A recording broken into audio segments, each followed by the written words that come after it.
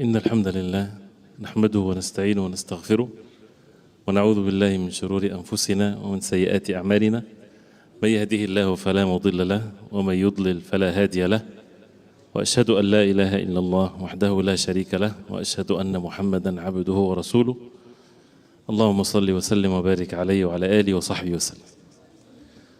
Inshallah, in the next 45 minutes or less, we will talk and hopefully we can benefit and remind one another with regards to the most important thing, which is the Salah. And in the previous weeks, it was also about the Salah and the conditions of the Salah and the pillars of the Salah.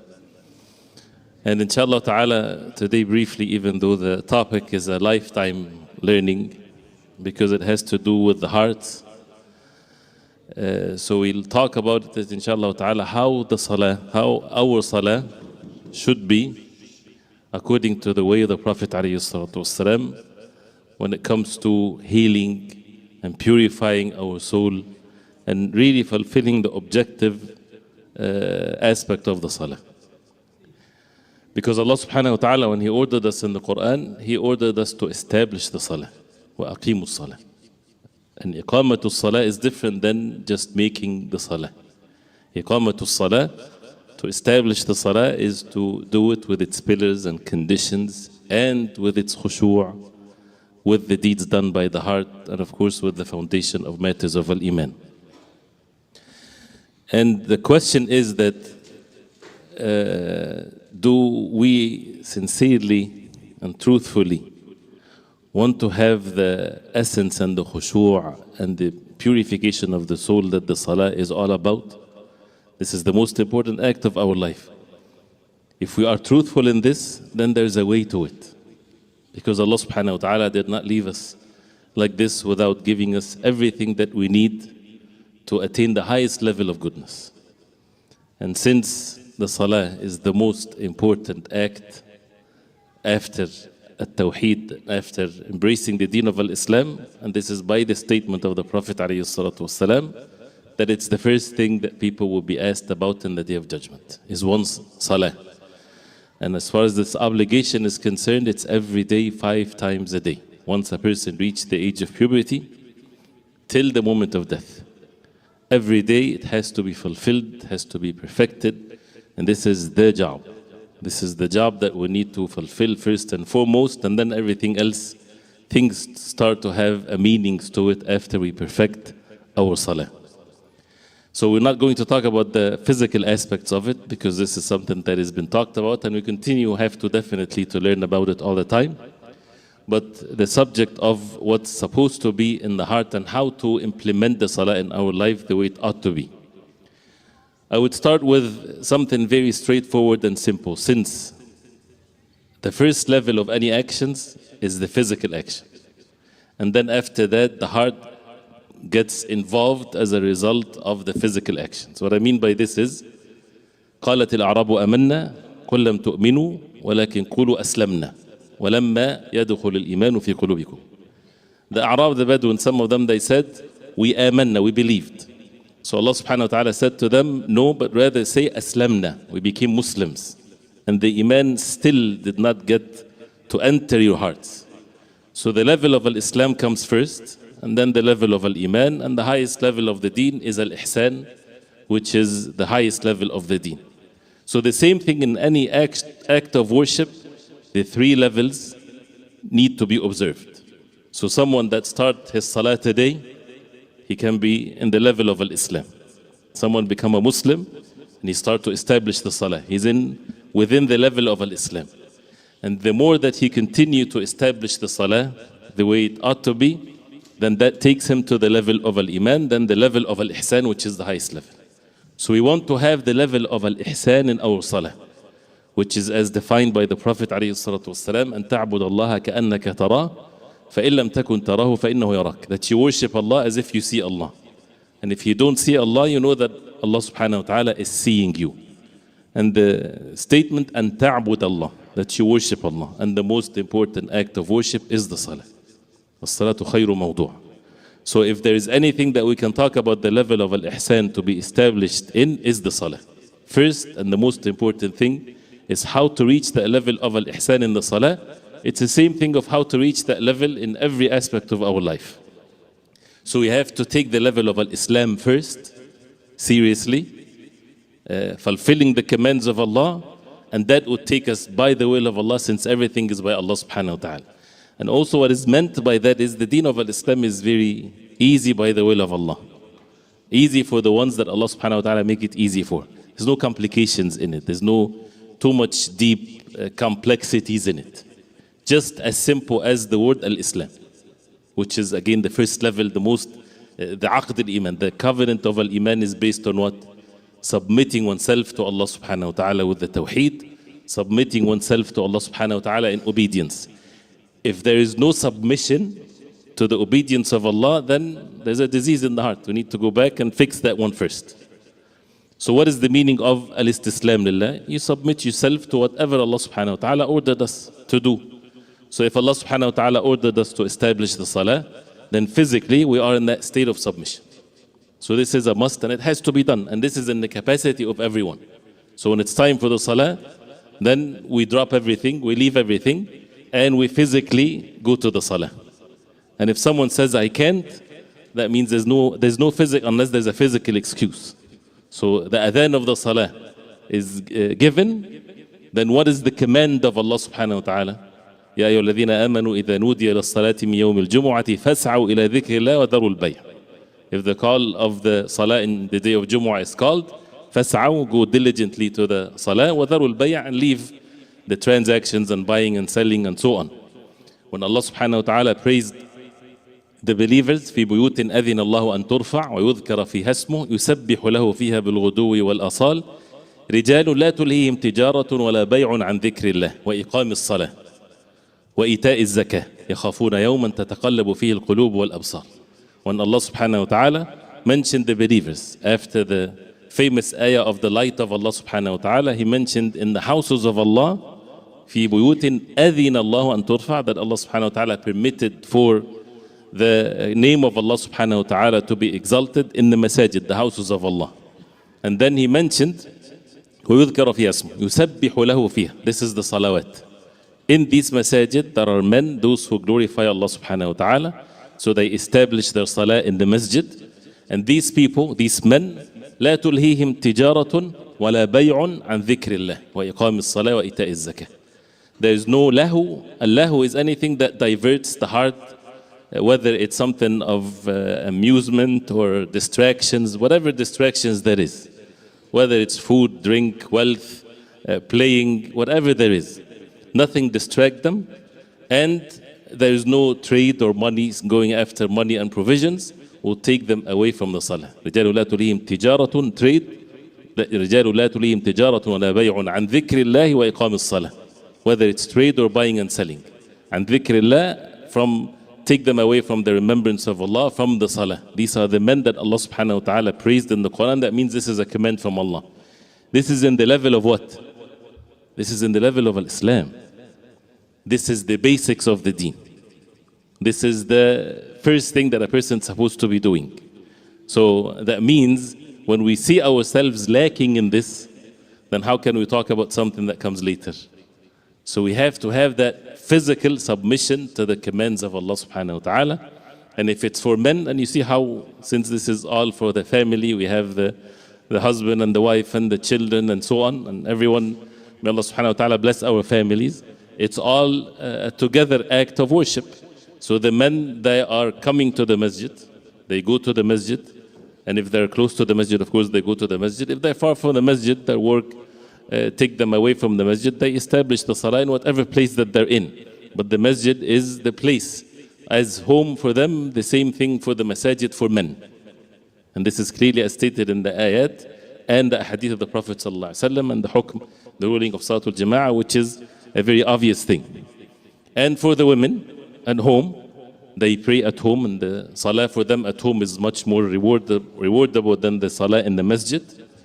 And if they help their husbands and the men in the household to go to the masjid, they get the rewards of that. And there's also a hadith of the Prophet ﷺ that proves that the women would get the same rewards as long as the men also that are doing their job. Of course, she's not responsible for his actions. So the same thing with the children that are raised to establish the salah. وَأْمُرْ أَهْلَكَ بِالصَّلَاةِ وَاصْطَبِرْ عَلَيْهَا لَا نَسْأَلُكَ رِزْقًا نَحْنُ نَرْزُقُكَ وَالْعَاقِبَةُ لِلتَّقْوَى وَأْمُرْ أَهْلَكَ. Command your family to establish the salah. وَاصْطَبِرْ عَلَيْهَا, and be patient. لَا نَسْأَلُكَ رِزْقًا, we don't ask you for rizq. The rizq, and as always mentioned, this is the trial, or this is the conflict that every person would have in his heart, that with al-iman, with faith and knowledge, a person has to overpower this, and this is where the submission comes in place. The hearts are always attached to the physical aspects of things, rizq, provisions, and the provisions doesn't have to be only money and materialistic things and so on. This is the thing that always opposes the commands of Allah, or a person has a dispute in his heart with this, that distract him from that submission to the commands of Allah. So Allah subhanahu wa ta'ala, the most merciful, He make the matter easy for you if you are a believer. You're not asked for provisions, Allah will provide for you. Right? So when we think about the provisions, if you read the Quran, if you understand the words of Allah subhanahu wa ta'ala, the provisions is also always attributed to Allah. You are going to be provided for, so relax. There's no need for you to be terrified and to be worried about it.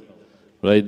And again, we stay home, we don't take the means, and we just make salah all day long and all night long. Can you do that? Do it. This question always, when people say that, we say, no, it doesn't mean this way. No, let's just say, mashallah, you have that ability. Wallahi, if you pray all day and all night, right, who's the one that has that strength to pray all day and all night? It's just kalam, just talks. We just say things, but we don't really mean it. If we reach that stage, this is where the Prophet ﷺ got angry with those who came to one of the house of the Prophet ﷺ, and they were truthful people. These people, they reached and they worked on their own selves with the mujahada, with the striving upon their own selves, till they reach a stage where one would say, I would pray all night and I would never sleep. We don't often think of, can someone really do this? This is a very high level of effort and determination and struggle, such a great act of determination. And the other one says, I would fast every day, never break my fast. And the third one said, I would never get married. And you see how amazing is that the Prophet ﷺ got angry. Got angry because they're doing something not the way of the Prophet ﷺ. This is not the sunnah of the Prophet ﷺ. And he said ﷺ, أَمَّا أَنَا, as for myself, فَأُصَلِّ وَأَنَامْ, that means I pray and I sleep, I fast and I break my fast, and I marry the women. فَمَنْ رَغِبَ عَنْ سُنَّتِي فَلَيْسَ مِنِّي, whoever turns away from my sunnah is not one of me. But this is to them. I'm asking a question. Have you ever seen someone like that in your entire life? I've never seen anyone. In our lifetime, people like this would say, I would pray all night, fast every day. It's just talk.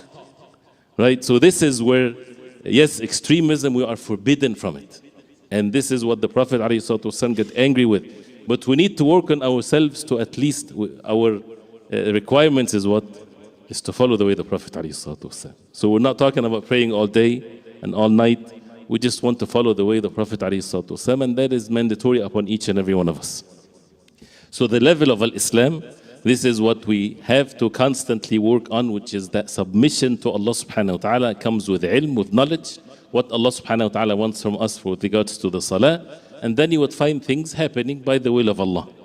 And that's why the Sahaba radiallahu anhum, which is one of the things that Ibn al-Qayyim rahimahullah, when he talked about the different mashahid, or the different things to witness for the salah, for the person to purify his heart, he mentioned mashhad as-sidq, to witness the truthfulness. The truthfulness, when a person is in the salah, he is truthful with Allah subhanahu wa ta'ala. And before that is the ikhlas, sincerity, seeking the pleasure of Allah subhanahu wa ta'ala alone, because one of the things that takes the person away from really enjoying the beauty of the salah is that the heart is contaminated with showing off or turning to other than Allah subhanahu wa ta'ala, and the ikhlas, or the sincere intentions and seeking rewards from Allah subhanahu wa ta'ala, is not as pure as it should be. And the sidq is that whatever words we say in the salah, we are truthfully mean it. And that's what a sidq is. So the truthfulness that a person, he understands that the salah is the most important thing in our life. A sidq, truthfulness. So we ask ourselves this question: is the salah the most important act in our life? If we are challenged with other things other than the salah, would we choose the salah or the materialistic things of this life? And the common question that always been asked in all of the sessions is what? The question of the $1 million, right? If you're given $1 million to leave one salah, you know, and we don't have to answer, we need to see what's in our hearts.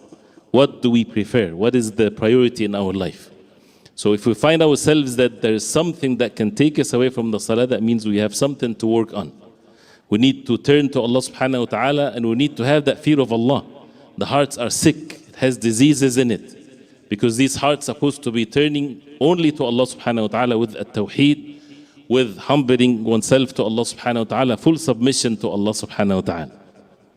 So the sidq is with the words of the adhan, with the words of the salah, with the things that we say that we all memorize. Alhamdulillah, this is, we're talking to those who are in the masajid. And we, by the will of Allah, when we come to the masjid, that means this is a great level when we ask Allah subhanahu wa ta'ala. It's not to praise oneself, but it's to give us encouragements because we're weak, right? But everything is to be attributed to Allah. But those who come to the masajid, right, that means they know the words of the adhan. We know what to say after the adhan for the most part. We know what to say, the words of al-iqamah. We know what to say in the salah, the pillars of the salah and the takbir and sami Allahu liman hamida, and we know the meanings of it unless a person just embraces them. Surah al-Fatiha, at-tashahhud, what to say after coming up from ruku', what to say between the two sajda. These words of the salah, are we saying them with sidq, or it's just some lip service that we're saying it and it doesn't really get into our hearts? So this is work to be done. We have to mean every word that we say, and that's the difference between the Sahaba and those who came after them.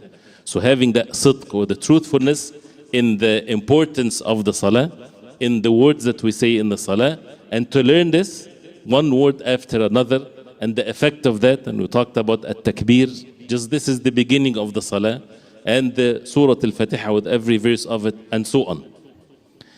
And this sidq, by the will of Allah subhanahu wa ta'ala, and by asking Allah subhanahu wa ta'ala, since Allah subhanahu wa ta'ala said in the ayat that we heard recently, وَمَنْ لَمْ يَجْعَلْ لَهُ لَهُ نُورًا فَمَا لَهُ مِن نُور. As-salah nur, the salah is light.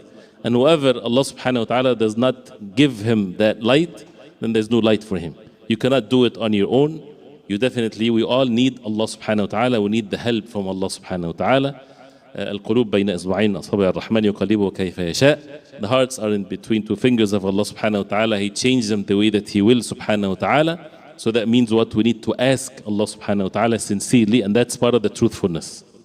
And to turn to Allah subhanahu wa ta'ala in a complete submission and need of Allah subhanahu wa ta'ala, which brings the subject of the truthfulness. If it's the first thing that we will be asked about on the Day of Judgment, that means this is the most concern that we have in this life, the most important one. Then we need to make dua to Allah subhanahu wa ta'ala, that Allah subhanahu wa ta'ala make us and give us the ability to establish the salah in the most perfect way, and to guide us also to make sure that our families are upon the same thing. And Allahumma a'inni ala dhikrika wa shukrika wa husni ibadatik, and to constantly be in that state seeking help from Allah subhanahu wa ta'ala, because if it's not from Allah subhanahu wa ta'ala, it's never going to happen. That's why al-iqbal ala salah is about turning to Allah. Turning to Allah. This is what the best, I guess, maybe there's better words to describe it. Al-iqbal ala Allah. When you come forward, that you're turning away from everything to Allah subhanahu wa ta'ala alone. This is when you leave your spot to go to the masjid. This is when you stand in the salah. This is when you make ruku'. This is when you make sujood.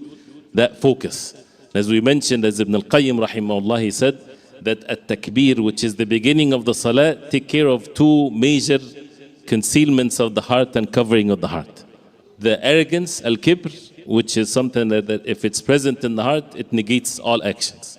And the second thing, al-iltifat, the heart when it turns to other than Allah. The goal is that the heart is always focused and not turned to other than Allah. So this is one of the effects of the takbir in the salah from the beginning and every movement in the salah. So the truthfulness. The matter is, again, Allah subhanahu wa ta'ala made it easy for us, and we have to work on this. And what contaminates this, what weakens this, which is the entire life of the believers, the sins takes away from this, contaminate the hearts. The heart becomes sick. And when the heart is sick, it turns to other than Allah, rely upon other than Allah. So the sins has its effect. So this is the case with every deed done by the heart. So if we need to have ikhlas, sincerity, truthfulness, to be pleased with Allah and so on, any of the sins that are committed affect these deeds in the heart, weakens the iman. And if the iman is weak, since the iman increases and decreases, increases with the good deeds, decreases with the bad deeds, so therefore that would affect the deeds of the heart, would affect the khushu', would affect the sidq. So another aspect to it is, after learning the different aspects of the salah, is to make sure that we are in constant repentance to Allah subhanahu wa ta'ala and guarding our hearts and our speech and our eyes and our ears and our actions and our earnings from the haram. So it's a job. And if a person is focused upon this so that the salah is done in the right way, it's worth it. So the subject of abandoning and leaving what Allah subhanahu wa ta'ala forbade, for the person to have his heart turned to Allah subhanahu wa ta'ala alone. The Prophet alayhi salatu wasalam, as we all know, he said, وَجُعِلَتْ قُرَّةُ عَيْنِي فِي الصَّلَاةِ. And this is part of hadith. وَجُعِلَتْ قُرَّةُ عَيْنِي فِي الصَّلَاةِ. It has been made the comfort of my eye in the salah.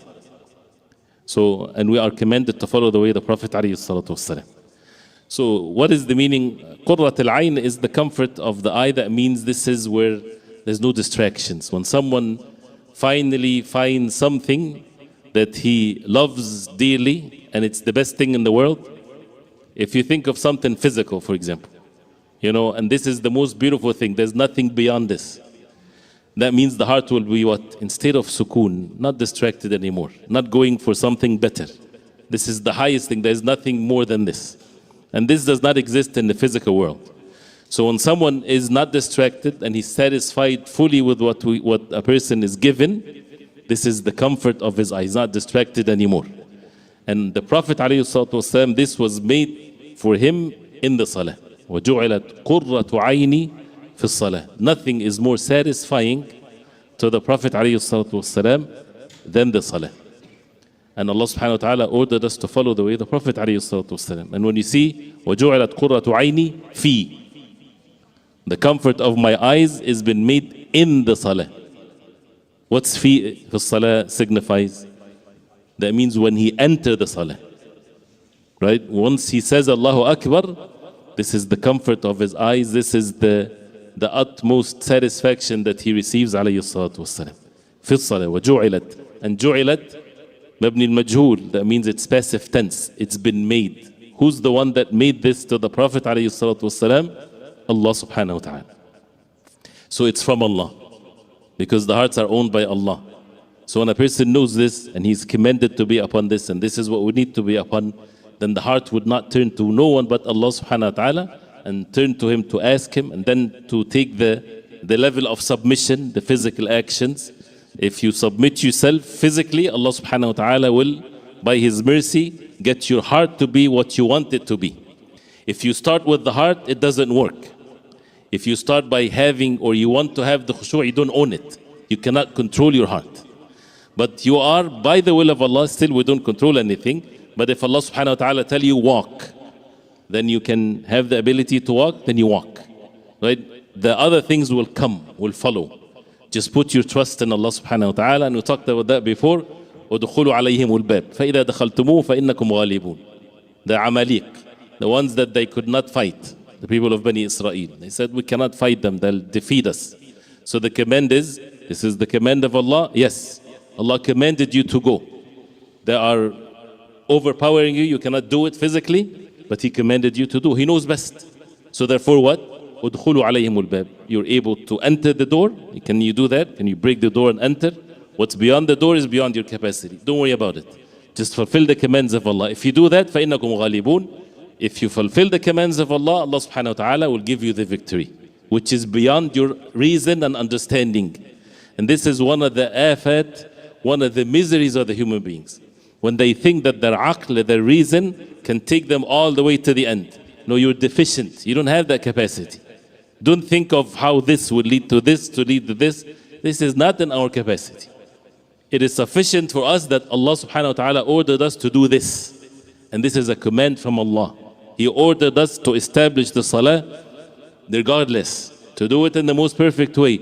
Then you are commanded so that you are tested whether you bring forward or obstruct this command with your reasoning. But if I do this, how am I going to receive this? Or what's the end of this?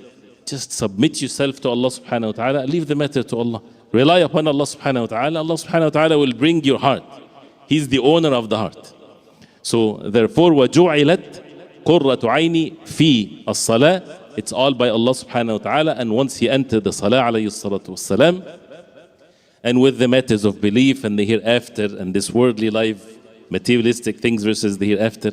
The other thing is when the raha, the comfort, the rest of one's distractions and tiredness, as the Prophet ﷺ would say, أَرِحْنَا بِهَا يَا بِلَالِ. أَرِحْنَا بِهَا يَا بِلَالِ. He would say to Bilal, because he's the mu'adhin, and he would give the iqamah. So he would say to him, ﷺ, أَرِحْنَا بِهَا. أَرِحْنَا, what's ar-raha?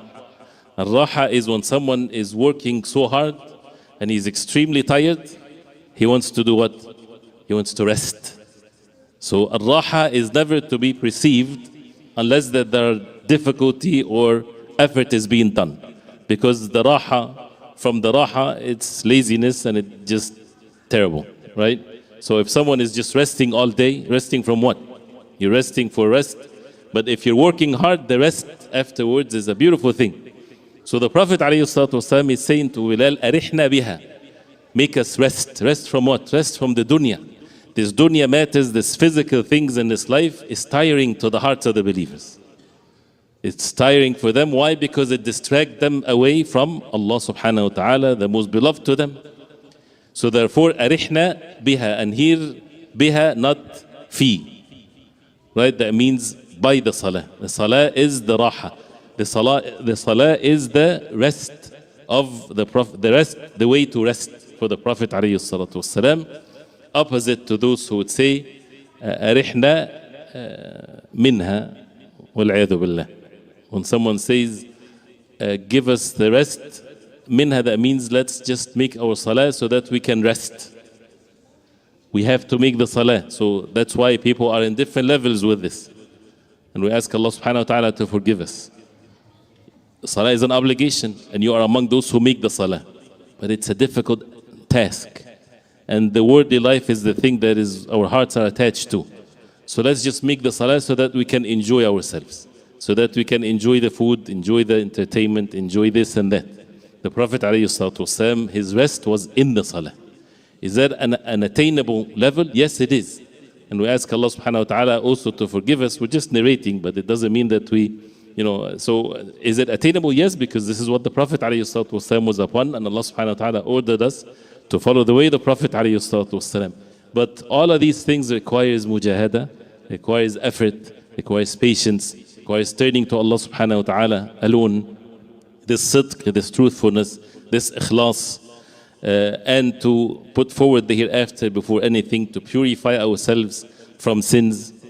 And if someone thinks that this is overwhelming, Allah subhanahu wa ta'ala is the most merciful. So at least we have to establish the salah in the most perfect way and to submit ourselves and to give it in our hearts the importance of it. Nothing is more important than the salah.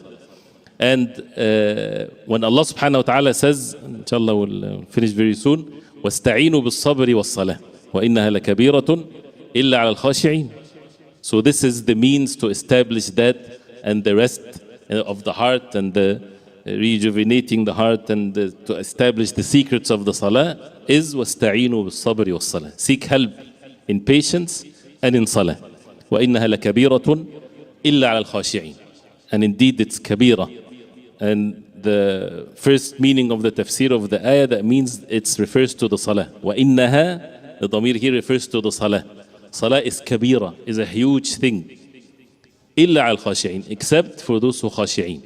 So that means if the salah is difficult, that means what's the problem is in what? Is in the khushu'. That means we need to establish the khushu', and the khushu' is the subject. But the first part of the ayah, وَاسْتَعِينُوا بِالصَّبْرِ وَالصَّلَاةِ. As-sabr, according to some, is as-sawm, fasting, which is the ibadah of as-sabr. But this is whether it's the tafsir by an example or the sabr in the general term. You need to seek help in patience. So you want to make the salah the most important thing in your life. Be patient. Be patient in what? In making the salah, in establishing the salah. Again, do it physically because we don't have an excuse. If you're someone that you're not able to stand, you have an excuse, but you still have to pray. Right? So to seek help in patience. You don't feel like going to the masjid. Just go to the masjid. You don't feel like this, you don't feel like that. It's difficult for me to wake up. The $1 million will wake you up. That means there's a disease in the heart. So be patient. وَاسْتَعِينُوا بِالصَّبْرِ وَالصَّلَاةِ. Seek help in the salah to make salah. As the ulama they say. So you want to make salah good, make more salah. It's difficult. Then the khushu' needs to be fixed. وَإِنَّهَا لَكَبِيرَةٌ إِلَّا عَلَى الْخَاشِعِينَ. Al-khushu' is when someone is humbled. When someone's heart is knowing that his position as a human being, he is in need of Allah. We cannot do anything except by the help and the will of Allah subhanahu wa ta'ala. The heart is not distracted into this materialistic things of this life. The heart is attached to Allah subhanahu wa ta'ala alone. But the subject of al-khushu', which inshallah ta'ala we can talk about it later, but it's a continuous subject. And it's also a gift from Allah subhanahu wa ta'ala for those who fulfill the submission physically to the commands of Allah subhanahu wa ta'ala. So as simple as it sounds, to make salah or to be helped to make salah, make more salah. And there are practical means to this. For example, you make it as an obligation upon yourself that you come to the masjid. And in the beginning it's difficult, after sometimes it becomes easy. Make it as if it's an obligation upon you that once you finish the fard or before the fard, you make sure that the sunnah prayers are never to be missed. And once a person gets used to this, he would never be able to leave it. Especially that if it's attached to the fard, you don't delay it. So you find yourself making the fard salah and the sunnah salah, the 12 rak'ah of sunnah. Right? And if a person sees himself, and al-insan ala nafsi basira, we should be aware of our weaknesses.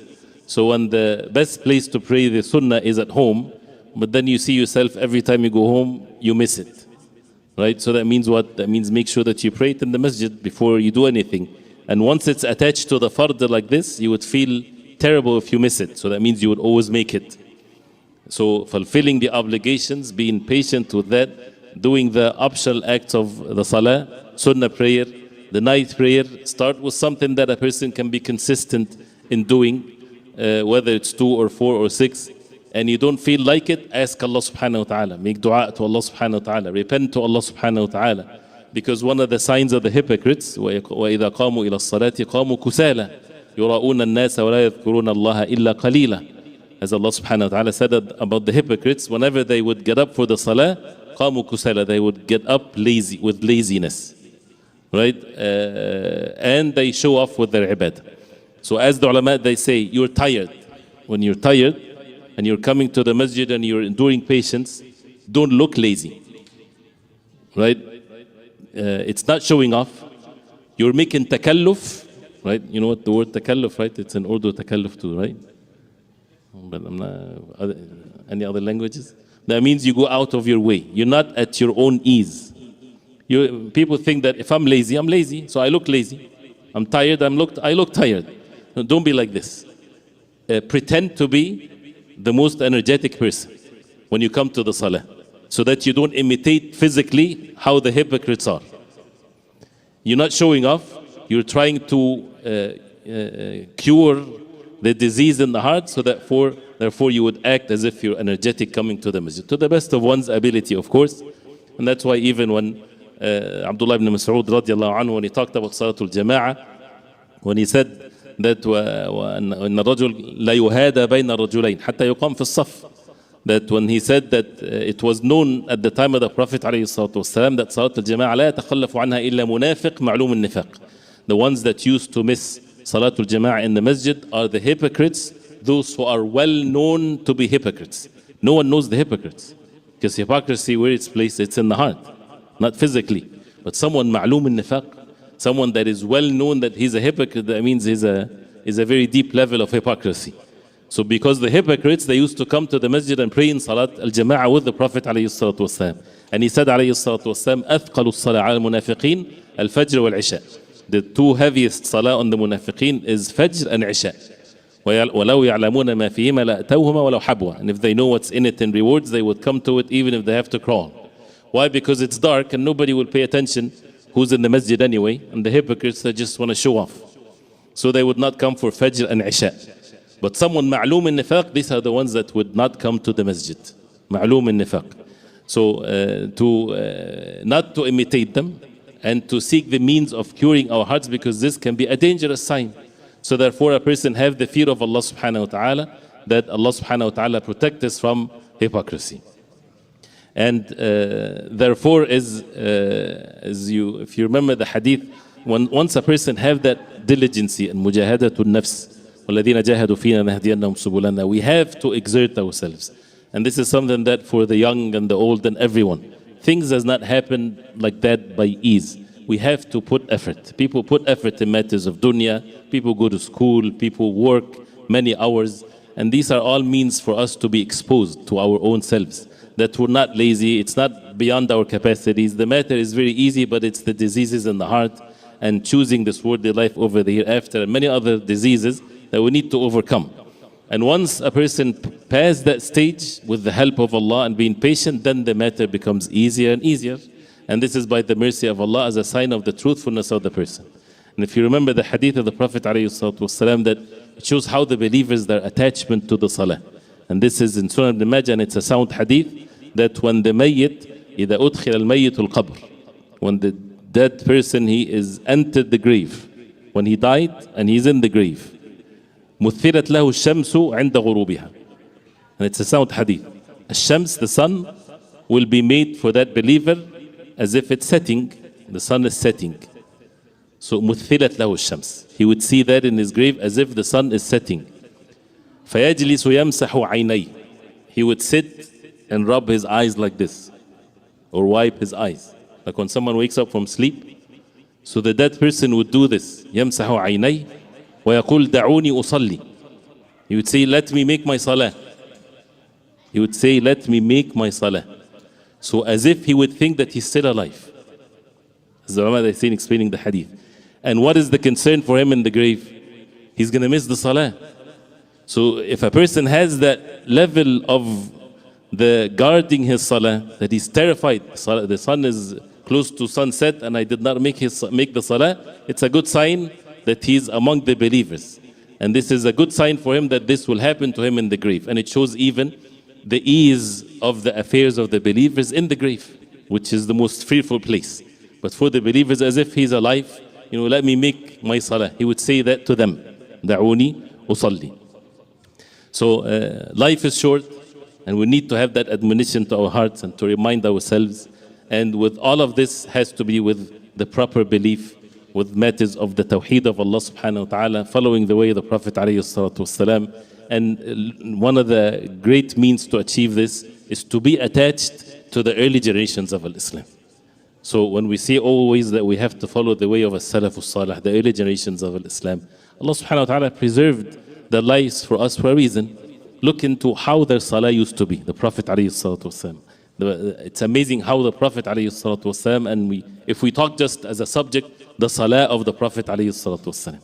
And as mentioned in the Battle of Badr, the next day is the Battle of Badr, and the disbelievers are 3 times more in number than the believers.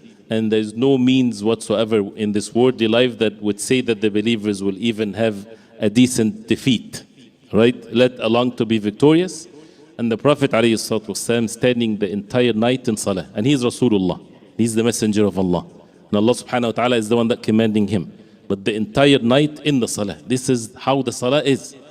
And therefore we would understand what's happening, right? And how the importance of these actions in our life. So the salah of the Prophet ﷺ and his night prayer, making salah till his leg would swell ﷺ. You have the Sahaba radiallahu anhum, Abu Bakr radiallahu anhu. When the Prophet ﷺ in his deathbed, and he would say, Muru Abu Bakr falyusalli bin nas, command Abu Bakr to make the salah, to lead the people. And Aisha radiallahu anha, she said that Abu Bakr, that he weeps quickly, and command Umar, that means the salah of Abu Bakr. Every time he leads the salah, and he's the Siddiq. And Umar radiallahu anhu, they would hear his weeping from behind the lines when he would recite the Quran, and how their salah And these are the people, the companions of the Prophet ﷺ, Ubay ibn Ka'b, others, the tabi'een, and their salah, and because they understood the importance of it. And it doesn't mean that they neglected their lives, as someone would start asking these silly questions. They were the best, as someone described them. They are during the night, ruhbanun bil-layl, if it's correct to say, that they are devoted in the worship of Allah subhanahu wa ta'ala during the night, and there are nights during the day, warriors and doing all of the different actions, not lazy during the day and sleeping during the night. So this is to go back and to read about them and to see how the salah was in their life, whether it's themselves, the women, and how the children are raised. And we ask Allah subhanahu wa ta'ala to protect us from the evil within our own selves. And we'll stop here, inshallah ta'ala. Inshallah, we can have the means to continue that, inshallah. Barakallahu feekum.